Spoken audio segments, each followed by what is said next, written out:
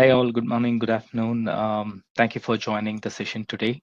I'm Ashok, a senior solution architect with QuickSight, and we will be discussing on continuous integration and deployment options and the new features that has been launched last year with QuickSight.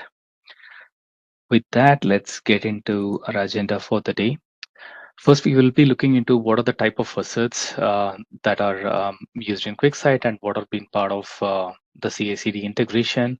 And we will look into various common deployment use cases, the different deployment patterns.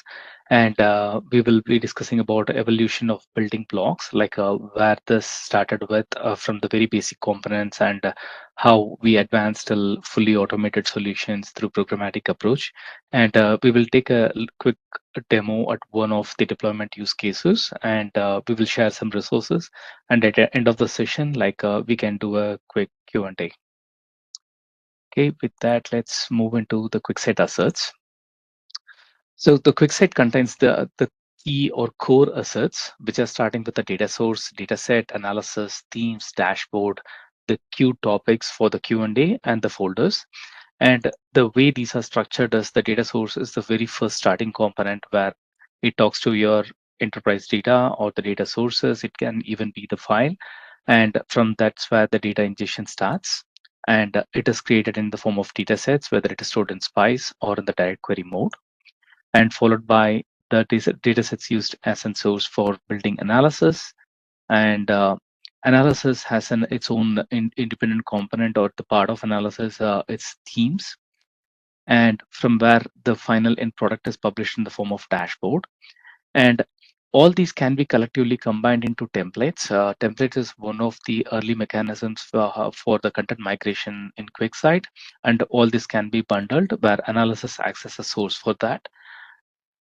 And another component is Q topics, which can be built on top of datasets. The datasets becomes a shareable, like the same dataset is used for analysis and dashboard, and for the topics too. All these core assets, like a data source, data sets, analysis, and dashboard, or can be placed into a folder where it becomes a shareable folder or your own personal folder for structured management. And folder and the items that are, or the assets that are placed into the shareable folders, becomes the source for the CI/CD, which we will be looking more detail into the coming slides. And there are some additional assets which are like refresh schedules and VPC connections. These are the properties that are attached to the data sets and the data sources too. Okay, let's take a look at the various deployment patterns that are common across various use cases. First, let's take a single account where the customer or the users having one single account. And within that, they might have development done and also pushed into staging and production all within the same account and the same region. And the way they customize is like the folders are the shareable folders are used as these different staging environments, like one folder for development. And once that is done, the assets are moved into staging, and finally it is taken into the production, where it is will be the final folder where actual end readers have access to.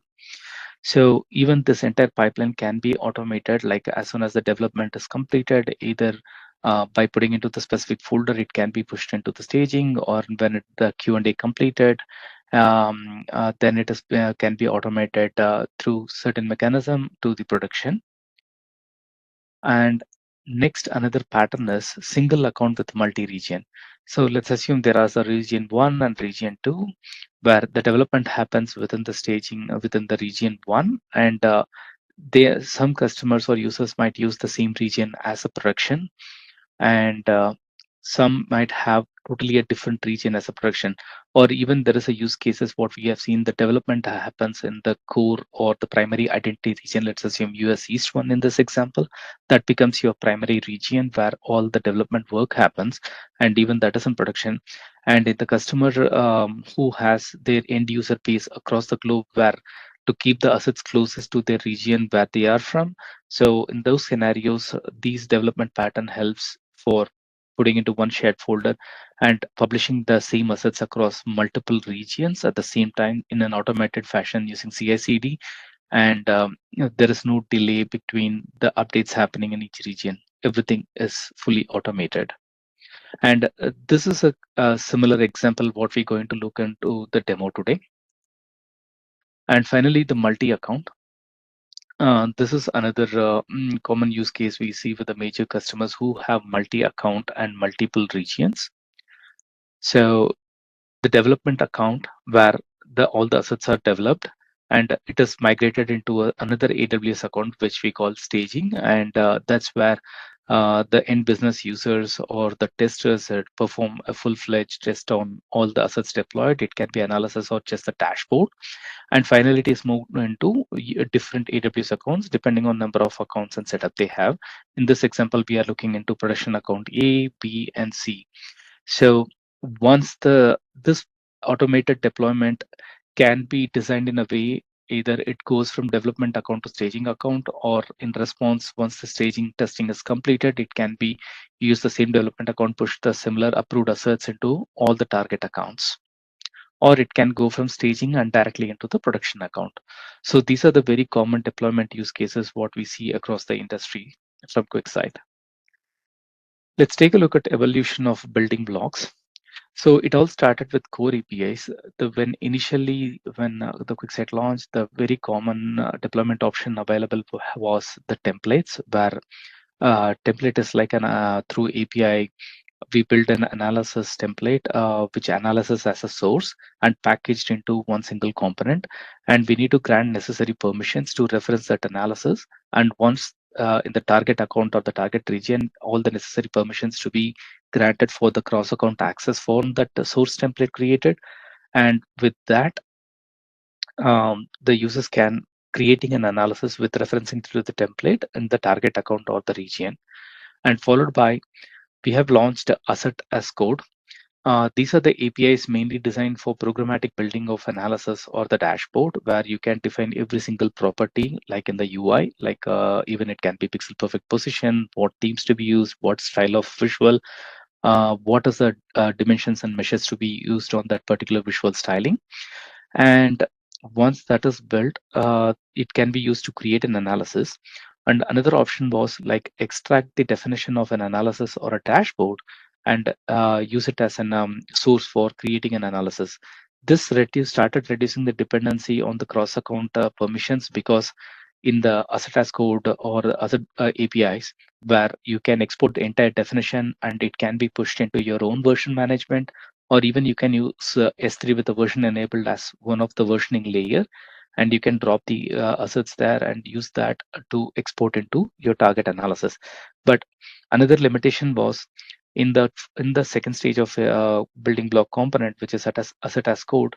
You need to export every single item independently, like for example, data source definition, dataset definition, analysis, and then each component has to be individually deployed into your target account and followed by the permissions to be granted. And finally, we have launched asset bundle that is built on top of asset as code. So the key differentiator is it has two jobs which we will be seeing in the demo today. One is to export as a bundle and another is import as a bundle. So the key differentiator is at the time of export, we can define whether dependencies to be included or not. When I say dependencies, for example, when you're exporting an dashboard for deploying it to the target account, you can set this dependencies to true or false, which can make a decision to combine all the dependencies like underlying analysis data set or any security related information or PPC configuration. All that can be combined into one single package were exported in the zip or the zip packaged file or the QS extension file. And that entire extension can be used as a source for the import, where it can be into S3 account or your own version management tool, where the APIs can access those bundles and can be deployed. And that's customization opened up the fully automation. It can be used in various use cases. It doesn't need to be only for the content migration. It can also be used for the asset backup too, like in the scenarios where you want a continuous backup happening at end of the day for the changes made, and you need to keep a track of them, what the changes being applied. Even in those scenarios, you can use this CI/CD setup to like a asset bundle option, to keep exporting any changes happening on a daily basis too. Okay, those are the major building blocks for the CI/CD. Now let's take a look at how this content migration happening with an example of between two accounts.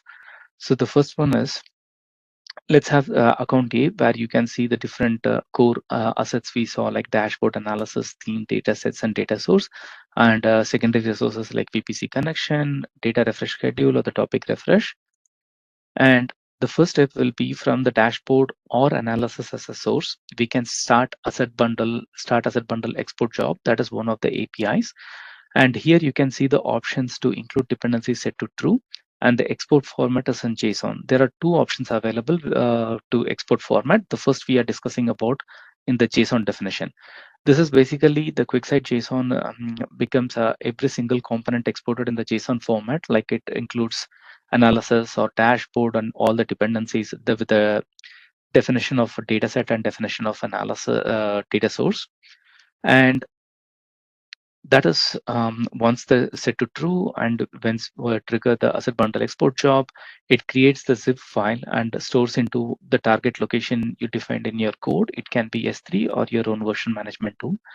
The describe asset export job is another API followed by start asset bundle. This gives you option to check the status of a job.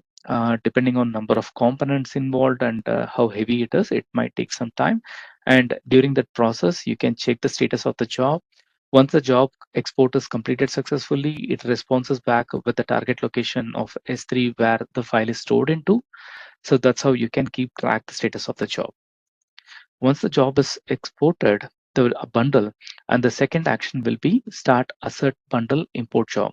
This will be on your target account or on the target region. And in the QuickSight JSON format, this is where you can set the override options. Like for example, if you want to use a different data source connector, or you want to pass the different credentials for your prod environment or VPC connection details, or if you have a different data set being used on your target account that has been pre-built and you want these asserts like analysis dashboard to be referenced to that particular data set or data source, all that override options can be defined here. And also the asset bundle override option supports, like for example, if you are using a secrets manager for your credential management, and if you don't want to expose or hardcode them as part of your pipeline, even you can have them stored into your secrets manager and you can reference them in the override option. That way it will seamlessly use those credentials and create the required assets in the target account. And in this case, we can see that asset bundle import with the override options creating all the dashboards, analysis, theme, dataset, and data source with the secondary resources, all that's getting deployed into account B. So we have seen the asset bundle process with the QuickSight JSON. Now let's take a look at the next format available, which is nothing but a CloudFormation JSON. Let me go one step back. So the asset bundle import and export, it is not just limited for the new analysis or dashboard creation, it can be for the updates too. So for example, once a dashboard is published to your product account, and as a next step, if you are doing an update to a dashboard and you want those changes to be applied, you can use the same pipeline for the next set of actions too. So once the dashboard is updated, and if you place that into your one of the shared folders, which is going to act as your source, that can take care of triggering the same sequence of actions for the update. And in this time, when it is being imported into your target, it will check for the IDs. For example, if an analysis or dashboard exists with the same ID, it is going to perform the override action instead of updating them. Sorry, it is going to update them instead of creating it as a new analysis or the assert. And next is the CloudFormation JSON. This is much more even simpler form, where in scenarios you want to distribute asserts to multiple users for them to import and to deploy into their accounts without a need of CI/CD pipeline. In that cases, you can even go with the CloudFormation JSON. This will with all the dependencies and whatever the override options that has to be defined here in case of CloudFormation JSON. that creates a entire CloudFormation template that can be used for deploying. And from except this formatting, like a export format definition, remaining all remains same, where the start asset bundle export and the describe can be added, and this will generate the template. And so you have your AWS account where you can start importing into the template into the AWS CloudFormation, and that will take care of deploying all the assets into the target, which is dashboard analysis, theme, dataset, data source, and the secondary resources. And same for the update process as well. You can generate additional CloudFormation generation. It's for every time when there is an update action sent to the template, and it is pushed to. It has been taken as a source for deploying it to the target accounts in the CloudFormation template. And finally, all the assets are deployed into the target account or the region. So in this part of slides, we have saw two different options, like one with the QuickSight JSON, another with the CloudFormation JSON, and two set of APIs to export the bundle job and import the bundle job. Now let's take a look at the events by asset type. So these are the options available in QuickSight for different assets, and what are the event details. So the dashboard, let's take a start with the dashboard. Here are the actions supported, like when it is created, updated, or published, or deleted, and what is the event type in detail. This is acts as a source to trigger in the event bridge, and same set of actions and event details available for every single asset. It can be dashboard analysis, PPC connection, dataset, data source, theme, and theme alias, and these are the event details. And finally, the folder. So when initial launch of the EventBridge integration was supporting independent assets, but now you can also do the entire folder as a source, and you can sync enter the entire folder as a packaged and send it to your target as well. Even that is doable today. And for the demo today, we will be using the folder action where asset is being created into a specific folder, where it is updated, deleted, or a folder membership is being changed. Using these as an event source, we can do updates on the target.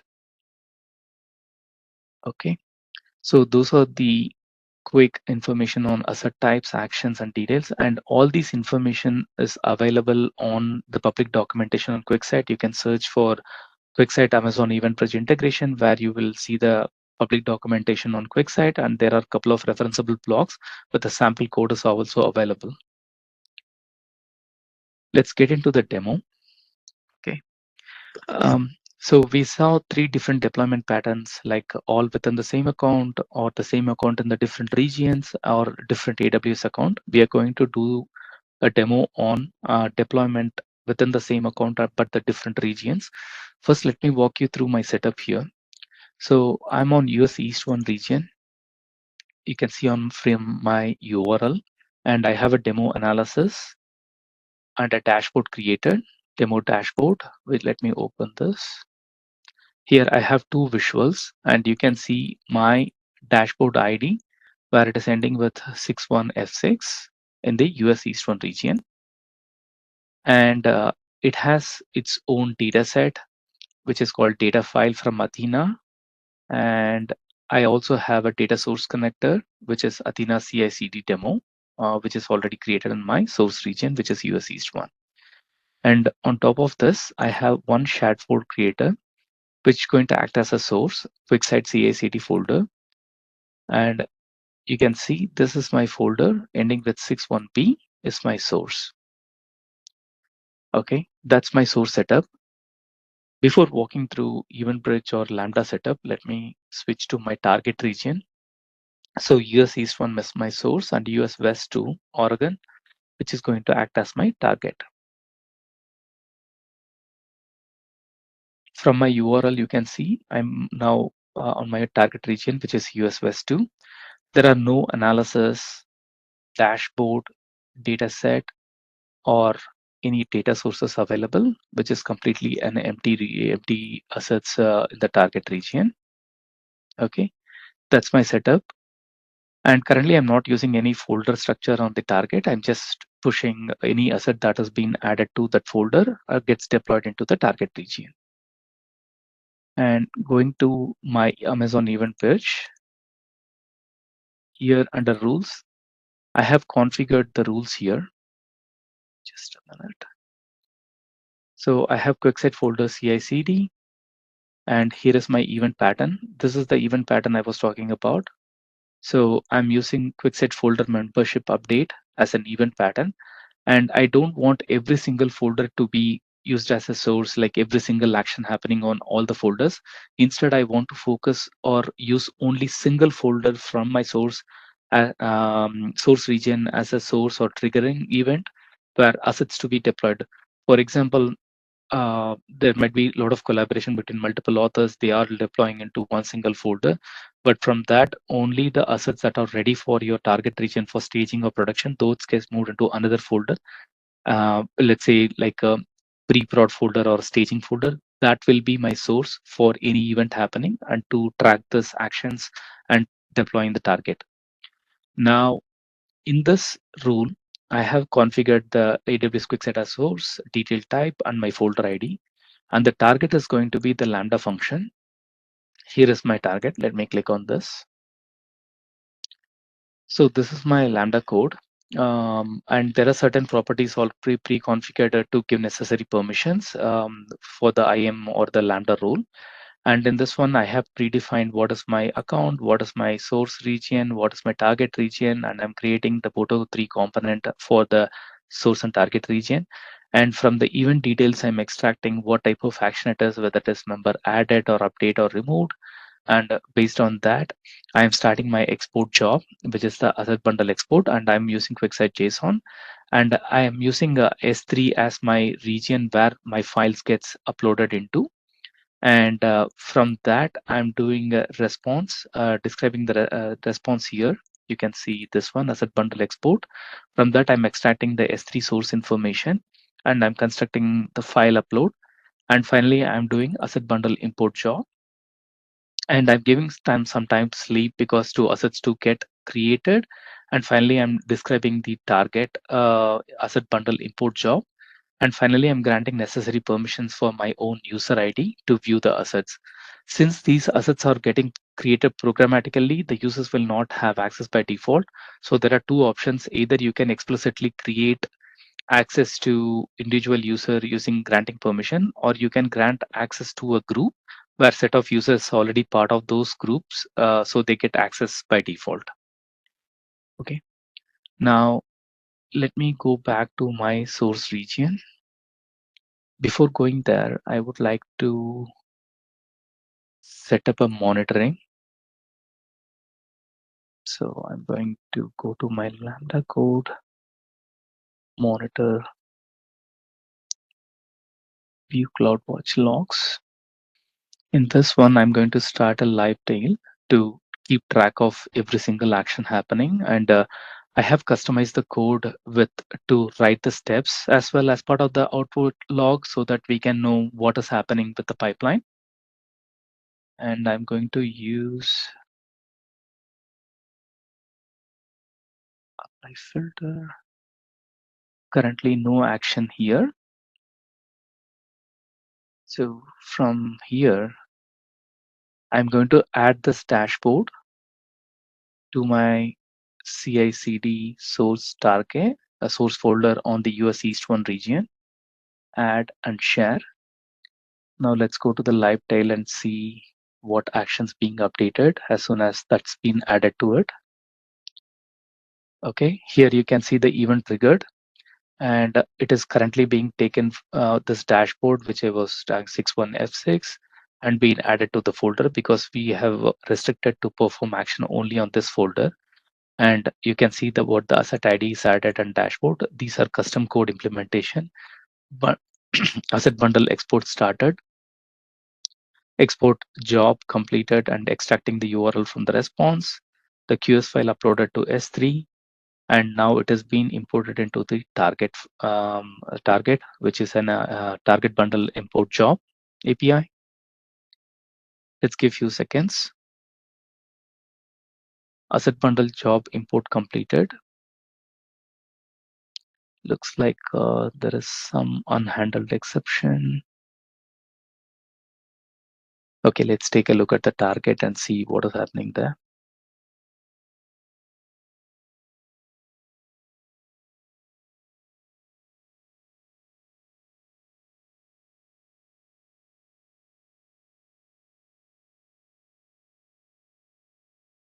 Sorry about that. Let me take a quick look.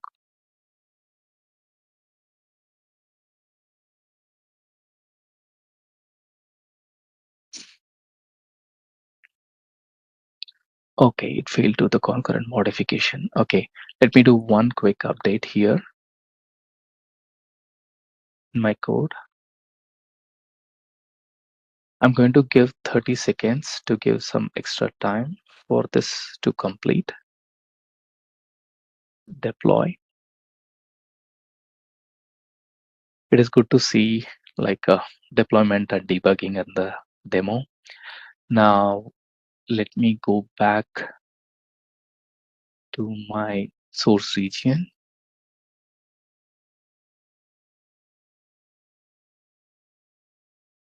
Let me clear this.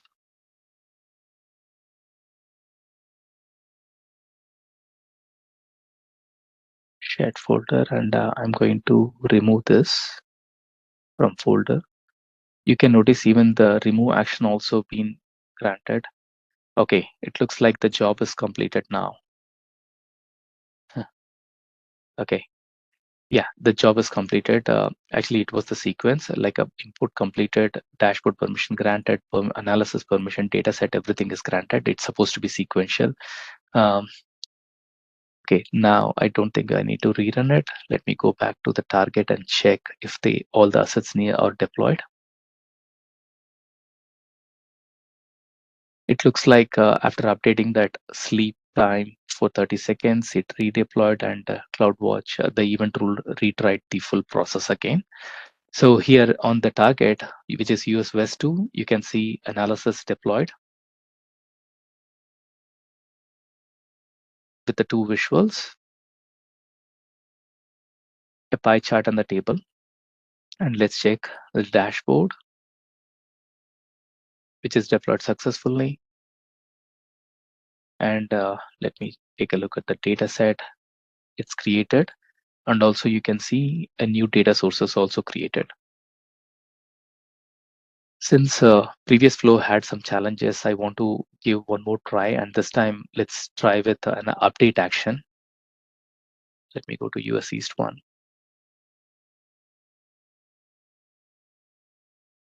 And go to analysis. This time I'm going to add a new visual.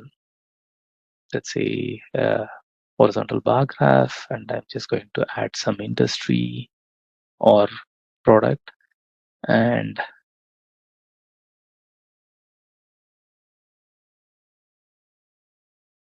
I'm going to put quantity as my measure. Okay. Now I'm going to add this on top. Now I have three visuals. This is a simple update action I'm trying to put in. So we have three visuals now. I'm going to publish this and replace the dashboard, which is a demo dashboard I have.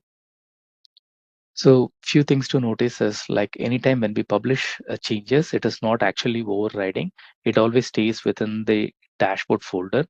The actual change occurs only when we add this into a specific shared folder that will trigger the event. So now I'm going to clear these actions here, and I'm going to add this, which will create an update action, and I'm going to add it to the same QuickSight CSAD folder source. Add and share. Let's go to the live tail. Okay. Uh, the same, it recognized the change, folder membership update, the asset ID is dashboard, and the bundle export job started.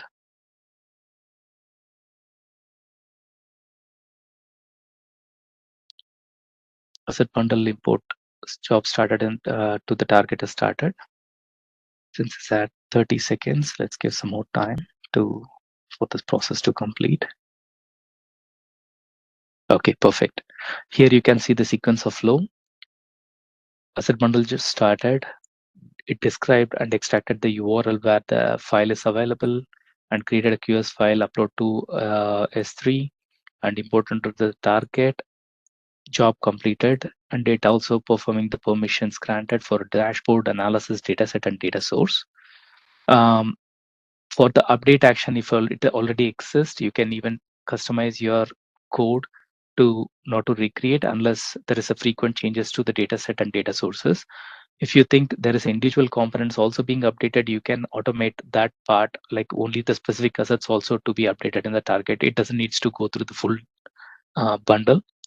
Now let's validate the changes in the target region, which is US West.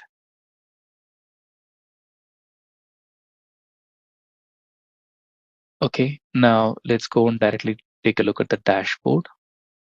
We should see three visuals. Perfect. So here on the US West 2 for the dashboard with the 61F6, you can see three visuals along with the pie chart and table. The new visual that we added and published on the source is updated on the target. And one more important information is like the IDs, whatever we use will be retained same on the target. So which will be act as a key when it is performing the update action to match and update the specific target. All right. With that, so we have seen the steps, like what are the core assets, like what are the deployment patterns, what are the building blocks for the asset bundle, and we have seen two different JSON export options, and like the CloudFormation JSON and the QuickSight JSON. And we have seen the full setup of demo flow, how we can use the dashboard and adding the dependencies and using the event bridge integration for the folder-based pattern to use as a event to trigger the job and export and import into the target with both for creating a new assert and the update action.